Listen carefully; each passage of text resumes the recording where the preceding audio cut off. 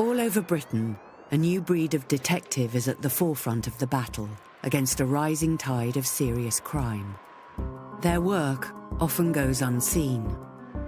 But with extraordinary access, we go behind closed doors with Lancashire's top police investigators as they attempt to solve some of the most mystifying and horrifying offences. Police emergency. Please hurry up because he's stabbed him. I'm scared. These specialist detectives use the most modern techniques. We need to get him arrested as fast as possible because we want to get him forensically examined.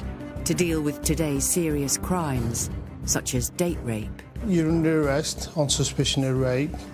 And when a young man is stabbed. It's a tragic thought for us to have, really, about what's happened to Martin in these final minutes. They hunt for a killer on the run. So the plan moving forward now is for us to have a manhunt. Please! This is the inside story of how Lancashire's major investigation team brings some of the UK's most dangerous criminals to justice. You've been arrested on behalf of ourselves on suspicion of murder.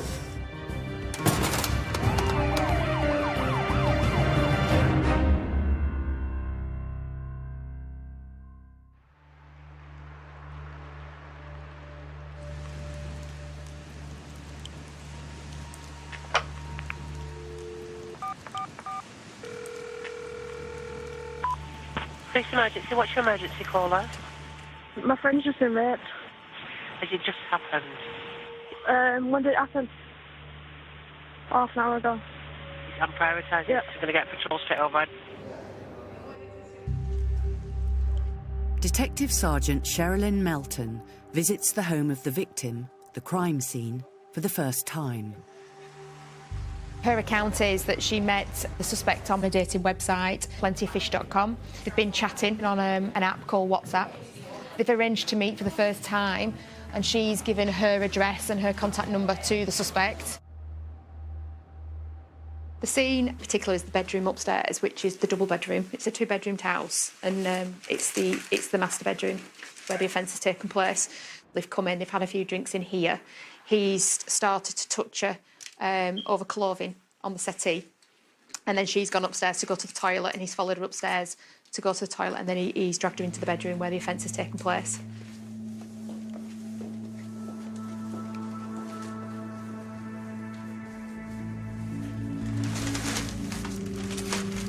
One of the reasons why we're seizing this bedding is because we will be making an arrest, and he may deny that he's actually even been in the bedroom. So forensically, we need to link him into this scene. So at this stage, this is why we're seizing as much forensic opportunity as we can to put him in the house and put him in particular in this bedroom.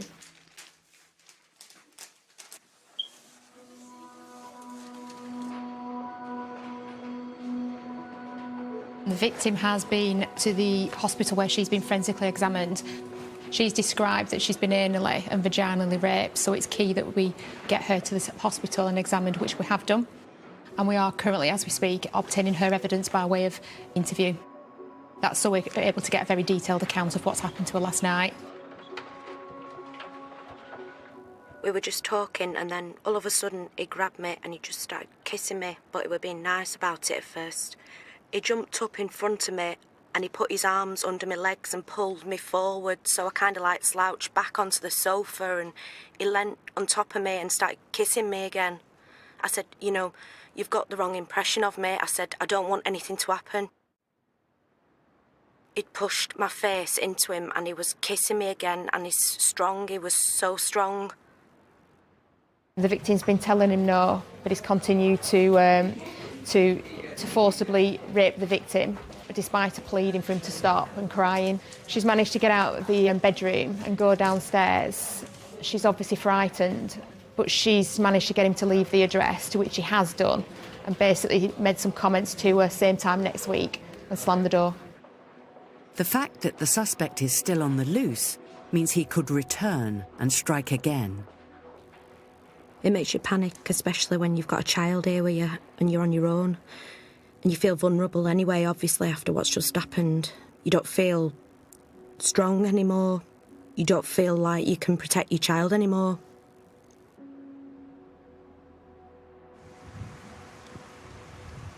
We know that the victim and the suspect met through social media. So, as we all know, through media, you leave a footprint.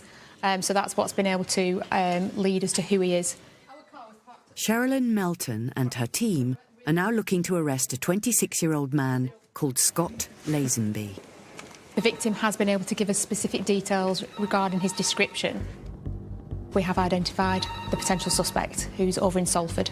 So we're going to go and effect that arrest now. Hopefully he's in, and hopefully everything could go to plan and we can arrest him. If not, through local intelligence, I'm aware of his employment. I know where he works. I've got a mobile number that I can link to him. So if we can't find him at the address today, then there's a backup plan. Where's the entrance into it? Doesn't make it easy with being in an apartment, does it? It's going to be the 8th floor.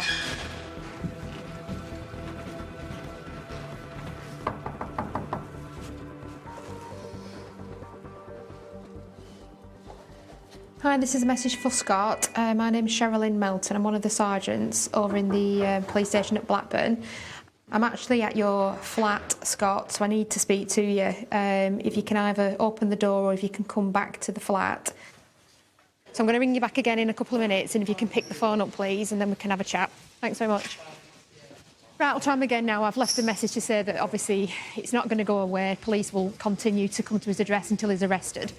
Pressure's on him now, really. He's probably going to want to come back and get it sorted, so we'll give him a little bit of time, and I'll try him again in a couple of minutes. If he doesn't answer his phone, then we are potentially going to have to get an arrest package put in overnight. Sherilyn calls her office to check if Lazenby said anything to the victim that will help the police to trace him. I just need to ask, because we've obviously come to his address and he's not in, is there anything she knows about him, family members, where he might have said he was going today? Football practice at 9. All he said to her was that he'd got for football training this morning, but she's saying he's been quite vague around what personal details he's ever given to her. He plays it to cards close to his chest. Lazenby is still not returning Sherilyn's calls, so the team travel 40 minutes north to Padiham, on the edge of Burnley. We've now received information that we think he possibly is playing football in a nearby town in Padiham, which also would show connection to what the victim has said. Because it's quite a large area and it's a wooded area, we're going to get a dog patrol to be on standby in case he is there and he runs away, and we'll go and see if he's there.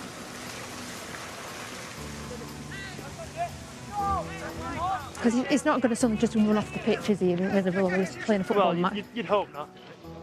We're after a lad called Scott Lazenby. You know who's here tonight? No, I've never even heard of him.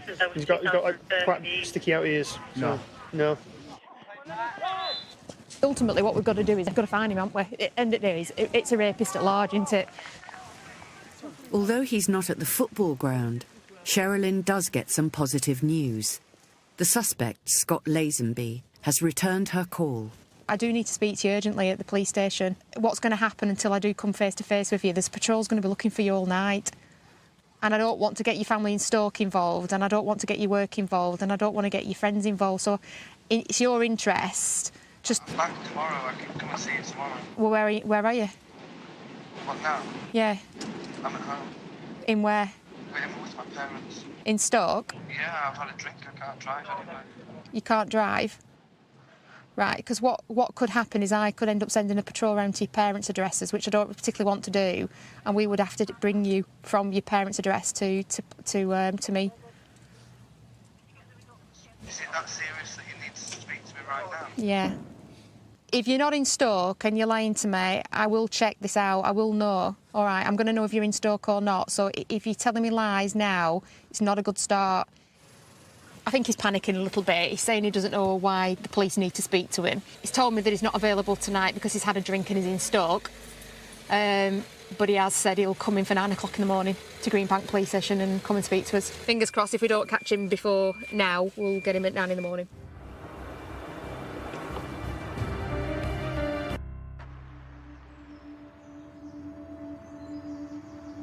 Blackburn, Lancashire. Detective Sergeant Sherilyn Melton and her team are investigating an allegation that a young mother was raped in her own home by a man she met on a dating website. He'd used his right hand and he'd actually started to put it behind my head. He were pulling on my hair and he kind of locked my neck. My head backwards, my neck were locked. He'd managed to take my clothes off. And in just a second, I just felt this horrible pain just go straight through my body, and my head kind of like went up to the wall. He'd pushed me up that far. And I just screamed, and every time I shouted no, it just got louder and louder and louder. The suspect, Scott Lazenby, is expected to hand himself in to be questioned. Hi, it's Sherilyn upstairs in PPU. I'm expecting a Scott Lazenby to arrive at 9 o'clock. Although he doesn't know why he's been asked to come in, Lazenby has brought a lawyer. Is that the solicitor for Scott? Yeah. He's never at any point been told he's been arrested, has he?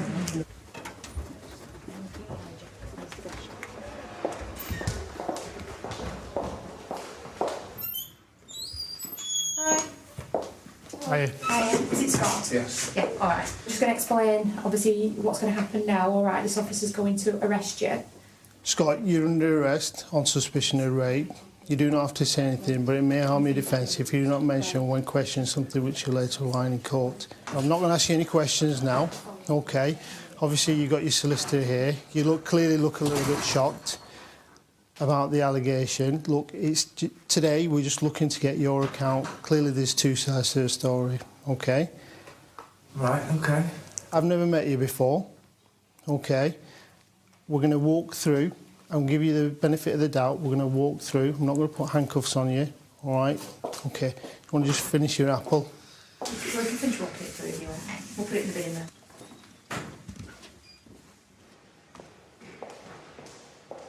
Sergeant, this gentleman's been arrested in an allegation of rape. The circumstances being on the 7th of November in the evening, this gentleman is said to have attended an address whereby the complainant states this gentleman has anally and vaginally raped her. I'm ringing just to update you, as I said I would yesterday. Scott's been arrested. OK, so he's currently with the police station with us. So what will happen now is we'll be interviewing him to get his account of what he's going to say, and then we obviously continue with our investigation. So I'll let you know. It's going to be a lot later on today, but I will let you know what's going to happen. Whether there's a few options. He may be charged. He may go out on bail. OK, either or, whatever happens, I will make sure that you're aware before we release him. Detectives will question Scott Lazenby under caution. The interview will play a key part in determining whether or not he will be charged with rape.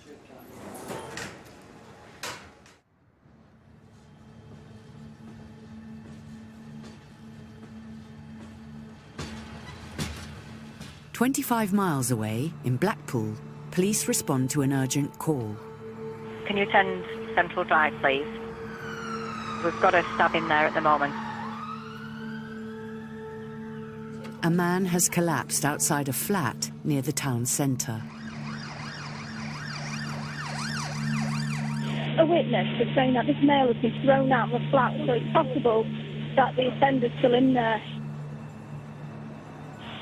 Observe stay safe principles in case of weapons involved. The victims rushed to hospital in critical condition, suffering with multiple stab wounds. Tragically, he did not survive the night.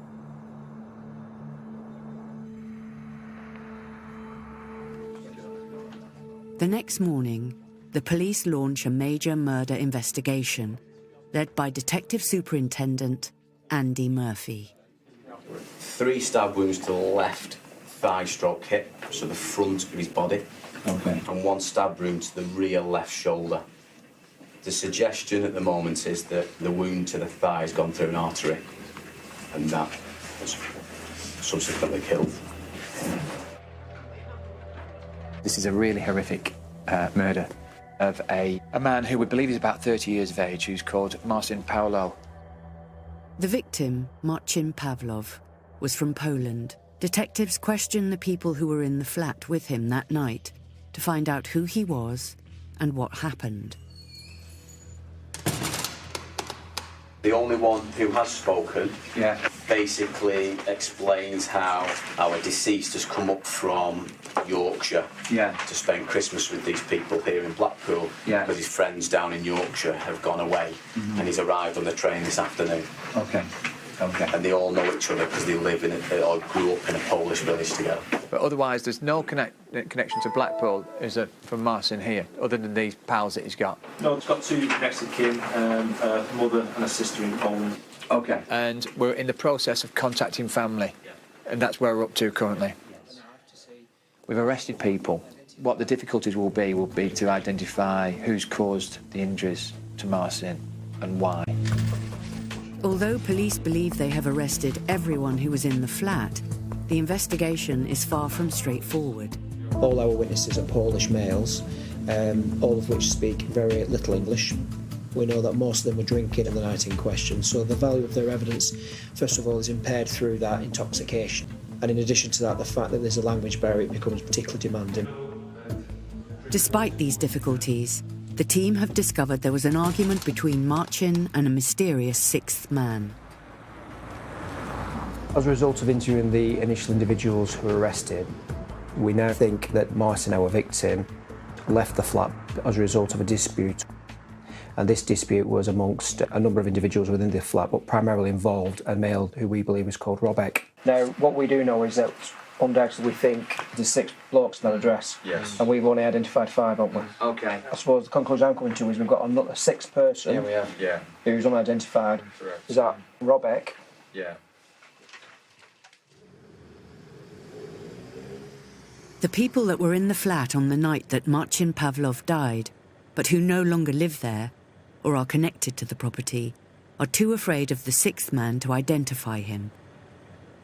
However, police believe he is called Robek and is very dangerous.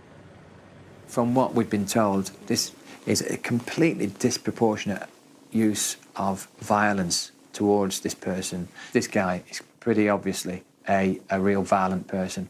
So you can see it's a dead fast-moving investigation. But what I wanted to use at this meeting now is an opportunity to show you the CCTV so that you've all got a clear understanding of what we're talking about. Keith, can I ask you, please, to talk us through the CCTV? Is that possible? Well, we see our deceased, who obviously stumbles out of the flat. He's up on his feet. Right. Right, someone's just come to the address and turned right and then gone up towards town. Good. So, there's nobody come out that we haven't identified other than the guy who comes out and turns right. That one person will be Robek. Yeah. Yeah, you think so? Yeah. With only the grainy image of Robek's legs to go on, Andy is going to the crime scene to look for evidence and get a better understanding of how Marcin died. There's been a dispute, and as a result of that, Marcin and his mate had been thrown out of this house or asked to leave. They walk out, then Marcin, we believe, has gone back and squirted a fire extinguisher in the face of one of the occupants. And then there's been a bit of a fight on the stairs, and Marcin's gone down the stairs, probably fallen to the floor, we think. And then at that point, we think that Robek has gone up to him and stabbed him and caused the multiple stab wounds, 2 of which has killed him. From the interviews that we've had are saying that Marcin has been pushed down there. And then Robek, he's actually gone down some way, if that is the case, to go and stab him. Police have found a knife and removed it for forensic examination. Matt, so where was the knife found? It was found just here on the arm of this armchair here. So in terms of significant forensic evidence in here, the knife was obviously the main thing. And then, apart from that, all the beer cans that were on the coffee table, which we've swabbed and fingerprinted. If the forensic team can recover DNA and fingerprints, they may be able to identify the killer. Okay, process. We know from the CCTV camera that Marcin's literally come straight out of that address, hopped into the middle road and collapsed in the middle road, and then he's been dragged here prior to going to hospital. It's a tragic thought for us to have, really, about what's happened to Marcin in his final minutes of life. With no further evidence to go on, Andy and Dean are no closer to finding the elusive and very dangerous Robek. the fact that he's come over from Poland and he's used to travelling across borders, that there might be a real risk that he avoids us. And he could do one, could our man.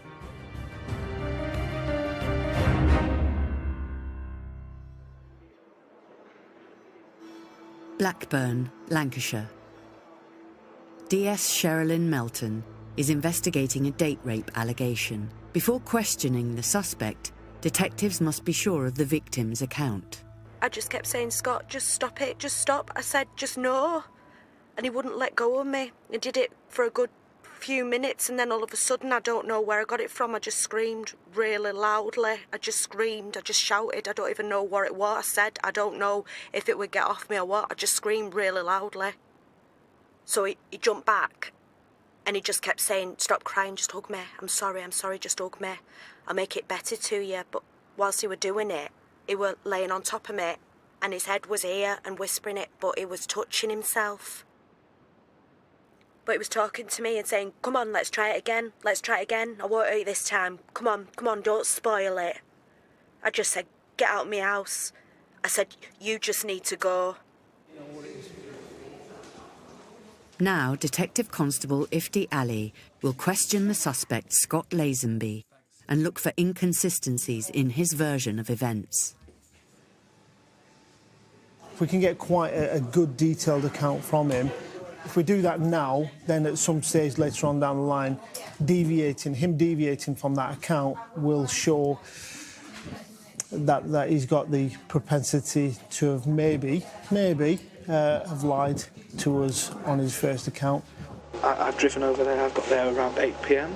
We stayed downstairs for about an hour. We were kissing, joking, laughing. One thing leads to another, and she says, let's take this upstairs. So she led me upstairs. She got into bed.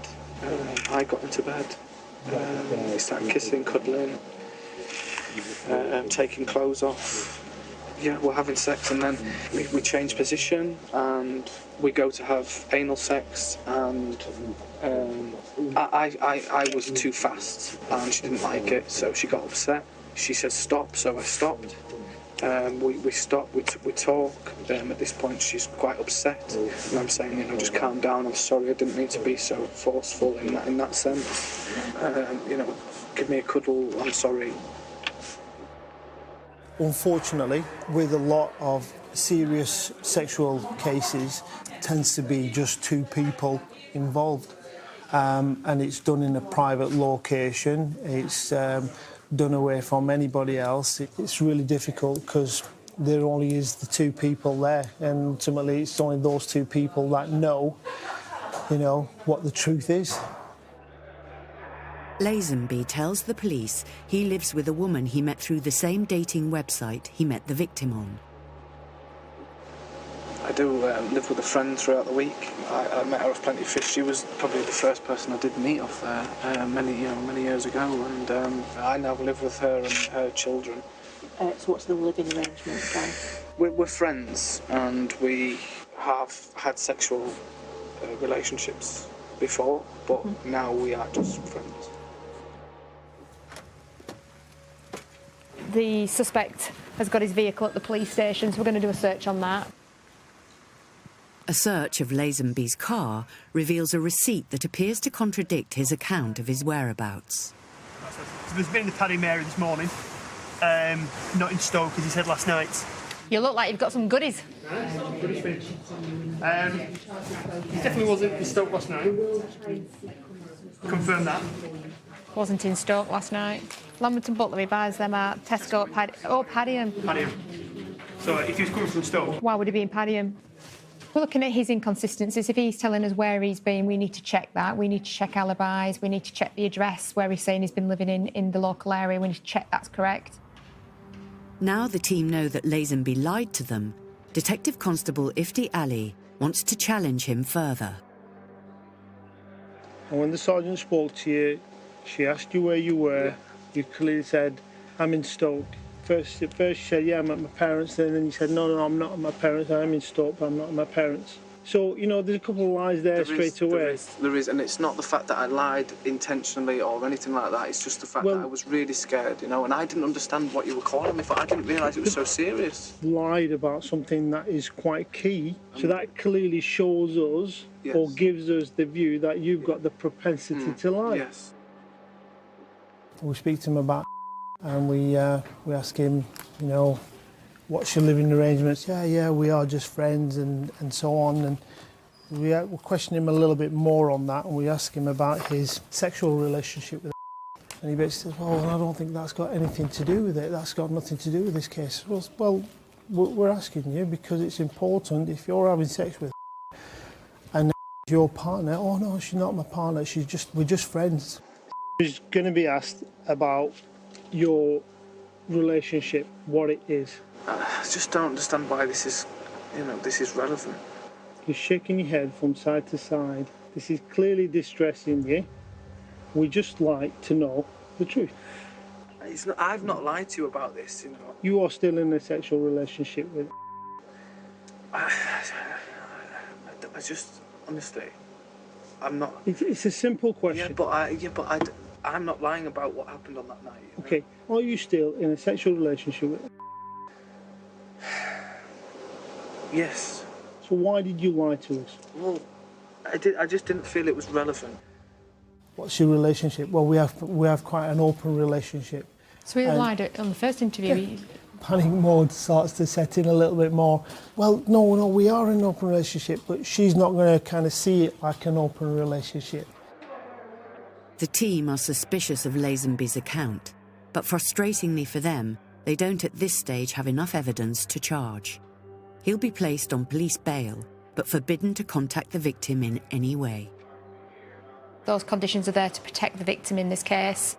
So far, what I've had from him has been several lies. So he question mark a lot of what he's saying. Is it the truth or not? So that's exactly what we need to find out, who is telling the truth. Releasing Scott Lazenby is a risk.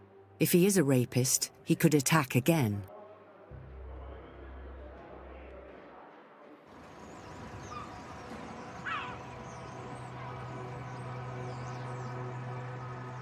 In Blackpool, detectives investigating the death of Marcin Pawlowski want to trace a Polish man called Robek. But they've now learned that their suspect also uses the name Sebastian. The key line for us is to get hold of Sebastian, who was originally referred to as Robak. And you know what makes me even more concerned is the fact that the suspects that we've currently got in custody are all really worried about telling us about this individual. So that it demonstrates some real fear within that group. 2 witnesses say that he's responsible for the murder of Marcin. This guy's obviously deadly violent.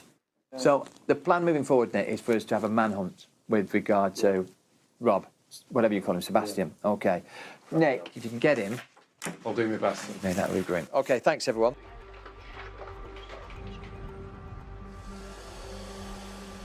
The team visit a woman they believe might be the girlfriend of their suspect. Who's going around the back? We need some more details about him, really. No one seems to be giving us any more. She's not giving us enough details. There's no suggestion that the woman has done anything wrong, but detectives keep her under surveillance and track the calls on her mobile phone. To compound the team's frustration, the only image of the suspect that they have is of his feet leaving the crime scene. But the detectives have been piecing together a CCTV trail to establish his movements after the stabbing. One of the witnesses on interview, he basically puts himself in company with the offender post-incident and going to a brothel on Cookson Street. So with getting that brothel identified, it's then allowed us or given us another CCTV opportunity. So this links into the CCTV image here, and what the police inquiry says, this individual here is that male there. And there's another new lead. An associate of Sebastian has told the police that he is a member of a local gym. He said that he hasn't seen him for 2 months. He'd occasionally bump into him either at the gym or just out on the street and they'd have a beer with him. We now know from a witness that he attended a local gym. We've made inquiries at that gym and we've recovered a membership card. So we're quite satisfied now that the individual called Robek has been going by the name of Wojciech Sabic. The police have also recovered the application form for the gym membership. Fingerprints from that application form match fingerprints within the scene, particularly on beer cans that we think the male known as Robek was handling. So now there's a clear link between Robek being the same person, or at least a person who uses the details of Wojciech Sabic. Police now have a third alias for Marcin's killer. It's becoming clear that they're dealing with a criminal who is used to deliberately covering his tracks. In addition to this, undercover officers have had a tip-off about a person who may have assisted the killer in escaping. We're just going now to an address to effect the arrest of a gentleman who we believe has assisted the offender in leaving the country. Hello, it's the police. Can you open up?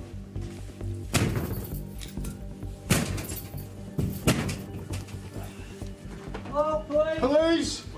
Stay where you are! Police! Officers are in luck.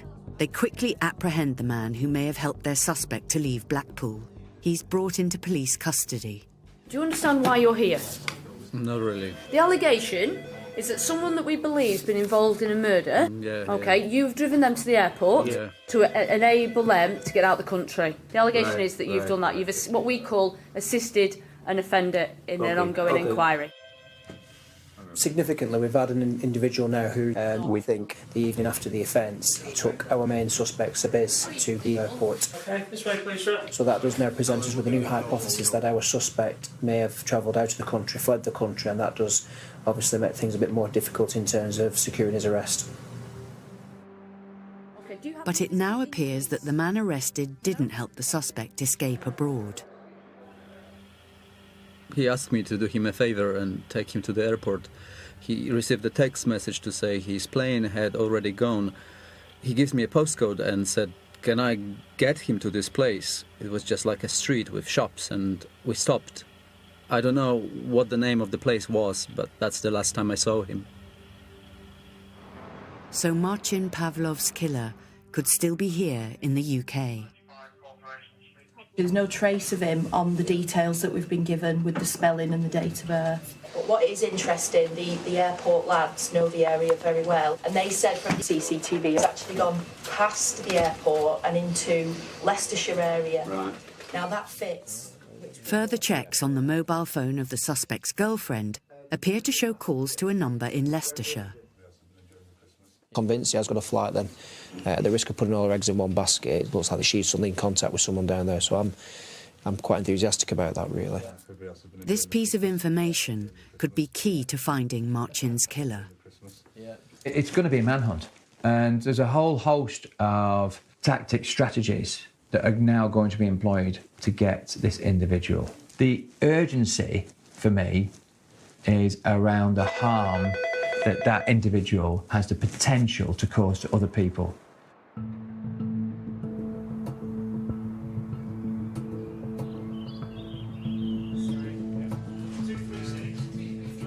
Sherilyn Melton is investigating the rape of a young mother.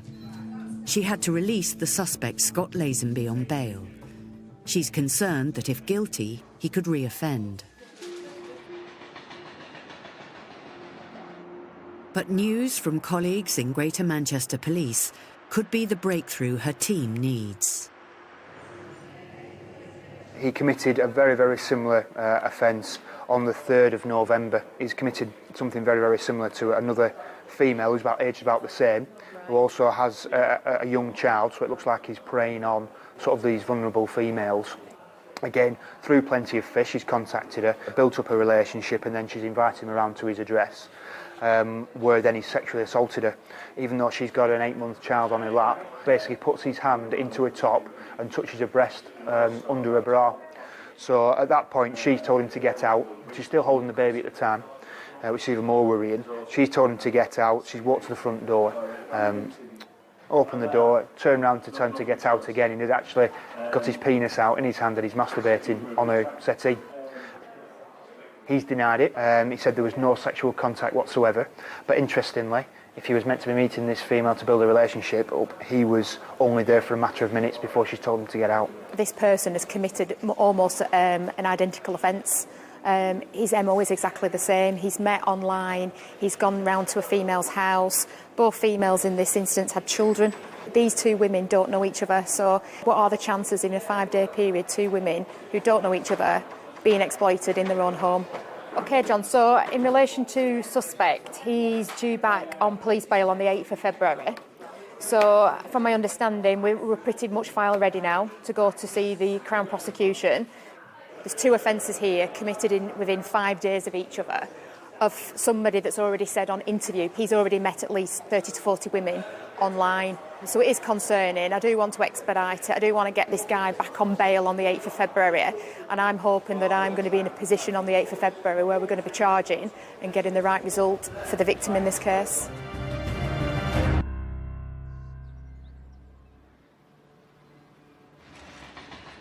In Blackpool, detectives have been desperately trying to track the elusive and dangerous killer of Marcin Pawlov, who was brutally stabbed to death.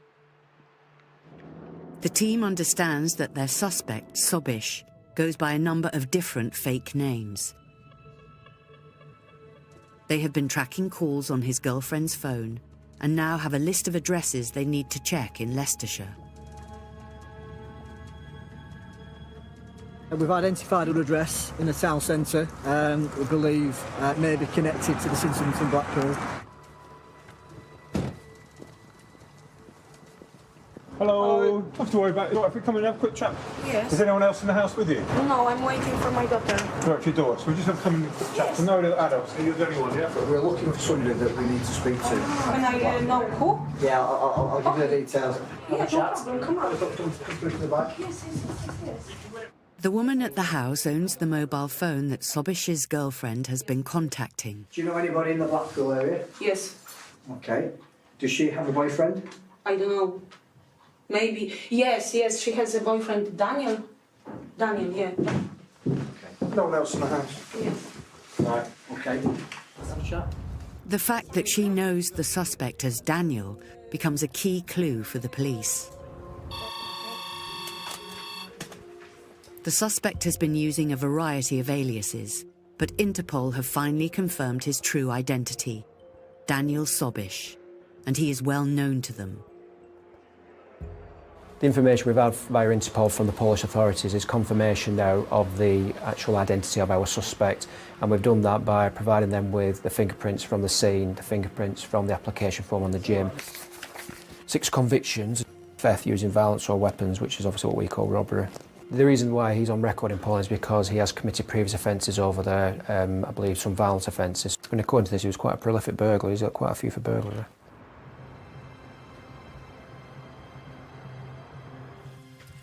The team hope they can find their suspect by continuing to monitor the phone belonging to his girlfriend.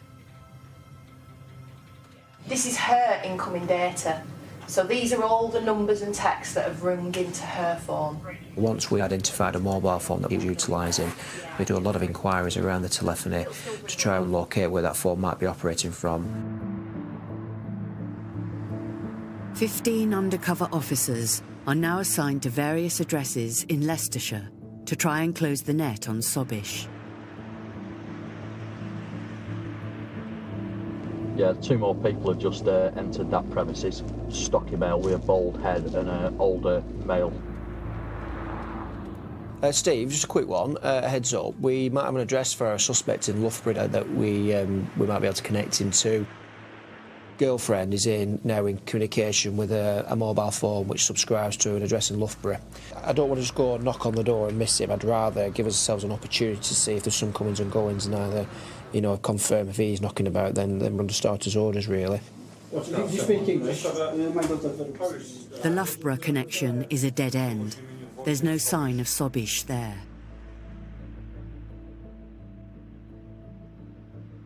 But there's a new lead to a property in Leicester.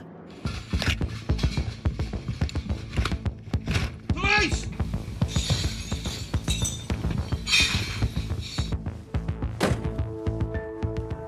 After a 4-week search for Marcin's elusive killer, involving a series of raids on numerous addresses, officers believe they have finally got their man. Ready to bring him through? Yeah, whenever you are. Okay.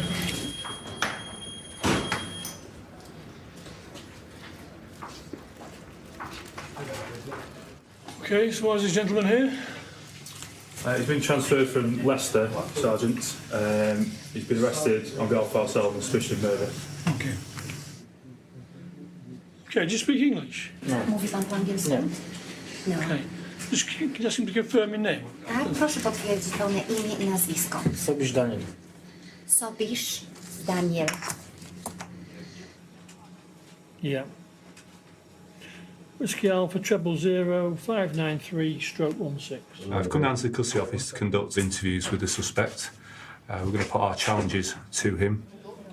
And once we've done that, we'll make a decision whether we go to CPS or whether we need to come back and do further interviews. Have you booked us outside? Yeah.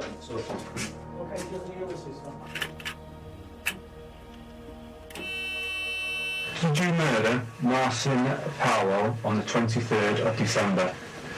No. No, I didn't.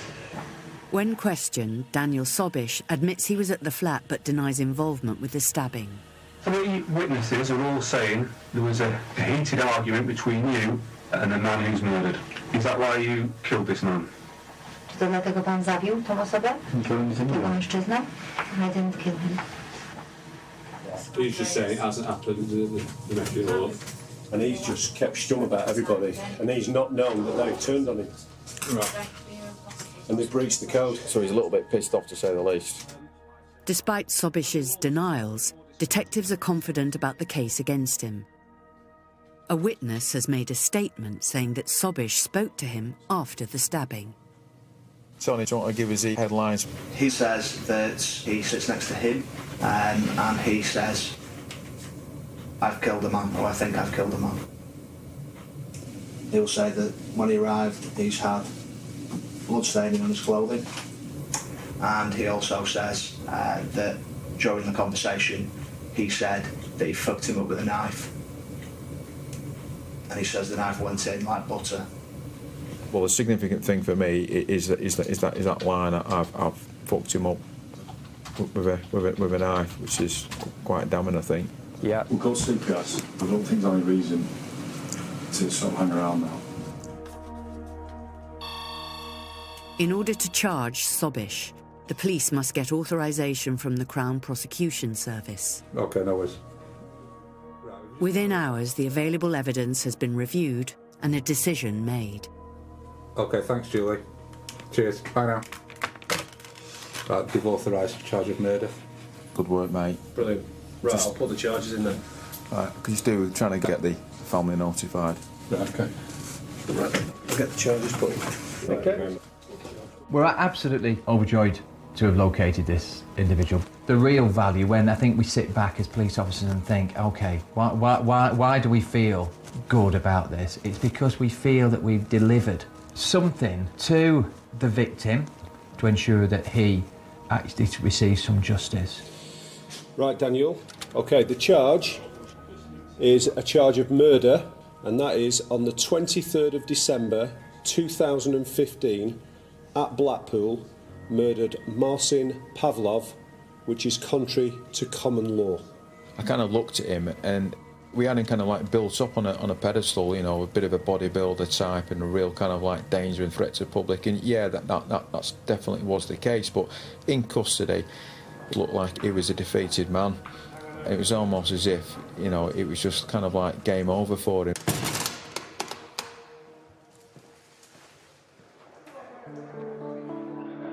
Daniel Sobish was convicted of the manslaughter of Marcin Pavlov and given a prison sentence of 13 years. In Blackburn, Scott Lazenby has been brought into the police station to be charged with sexual assault. Myself and my team have done an extensive, thorough investigation. I suppose on the day it's going to come down to those 12 jury members, but I'm confident in my ability, my team's ability, that we've put forward a strong case. After a 4-day trial, Lazenby was convicted of the rape and sexual assault of 2 women. He was jailed for 7 years and prohibited from using dating websites for 13 years. As soon as she